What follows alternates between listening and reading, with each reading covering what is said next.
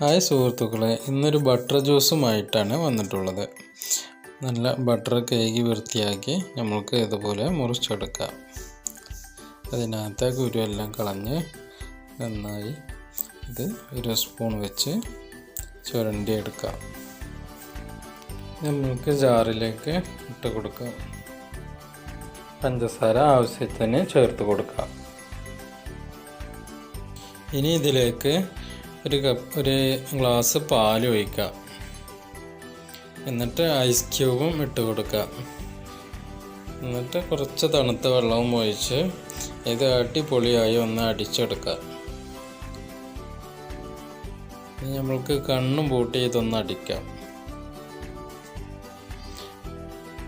ഒരു അല്പം കൂടി വെള്ളം നമുക്ക് ഇതിലേക്ക് ചേർത്ത് കൊടുക്കാം. ഇത് ഒന്നുകൂടി നമ്മൾക്ക് അടിച്ചെടുക്കാം. ഓക്കെ, നമ്മളുടെ ജ്യൂസ് തയ്യാറായി കഴിഞ്ഞു. ഇനി നിങ്ങൾ ഇതുപോലെ ചെയ്ത് നോക്കിയിട്ട് നിങ്ങൾ അറിയിക്കുക. Okay, bye bye.